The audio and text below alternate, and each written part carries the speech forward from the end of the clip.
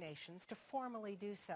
Foreign Affairs Minister John Baird announced today that the wheels are in motion to reopen the Canadian embassy in Tripoli. It's a move toward restoring political and economic ties with that country under completely new leadership. I want to talk about that with the Libyan envoy to Canada. His name is Abubaker Karmos, and he represents Libya's National Transitional Council in Ottawa. He joins me now. Sir, how important is this decision that Canada has made to reopen those ties?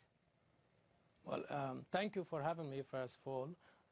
As I'm sure you know, Canada was there from the start. It played a leading role in protecting the Libyan people by implementing the UN resolutions regarding Libya.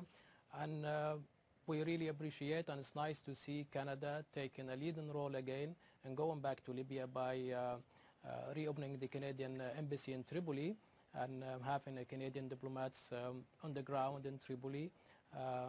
This will show that Tripoli is a much safer city now, and that the NTC are in control. And it's nice to see the Canadian going back there to be in the ground, to assess the situation and to see, to interact with the Libyan authority there and to get closer and to the situation in Libya and to assess the needs, you know, of the Libyan people and of the Libyan government. So what do we get for being first? Say it again? What do we get? What's the bonus for us for being first in? Well, I mean, Canada, like many other countries, you know, you were in earlier, and it's nice to see Canada again to be first. You know, it shows that Canada is committed to Libya, and it wants to see a successful conclusion to the situation in Libya. It wants to see a better Libya, democratic Libya, and it really wants to help Libya and the Libyan people to establish democracy, the rule of law, and to help to rebuild the country again, and socially, economically, in all fields. And to rebuild the country, that must mean economic ties as well. Again, by being first in, does Canada get any special benefits economically with Libya?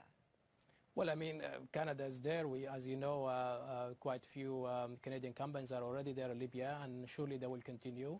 And surely we will see more Canadian companies and more economic ties and more cooperation to be established between Canada and Libya. And I'm sure that the cooperation will increase economically, and this will be for benefit for both Libya and Canada. Speaking of benefits for Libya, $2.2 billion is being released. It was assets that were frozen, but now being released for Canada to help in humanitarian efforts in Libya. Where will the money go, sir? Well, we need the money first for humanitarian needs. You know, the country has gone through terrible times for the last 6 months. We have a lot of humanitarian needs in terms of food, medical supplies, wages, and we at the NTC and the people in charge there would like to see this money go into those places. We're also getting reports from Amnesty International that perhaps there were some human rights abuses by the NTC, the National Transitional Council. What do you make of that? Well, we at the NTC, we are against violation of human rights from anybody, from any sides, but we must differentiate and distinguish between the abuses that were carried out by the Gaddafi regime and his forces and his brigades. It was systematic, it was planned, whether it was shelling of civilian cities or rape or I mean, we are not denying that there must be, there are a few isolated incidents here and there, but it's not something that amount to a war crime or something. But we are really, you know, we shall look into it in each case and make sure that the people who committed those crimes are brought to justice. If they are just, you know, one-offs, if they are not systemic, does that make it okay? No, it's not okay, but what I'm saying is that the difference is that the regime was, you know, it was systematic and planned and it was coordinated and carried out, you know, by orders.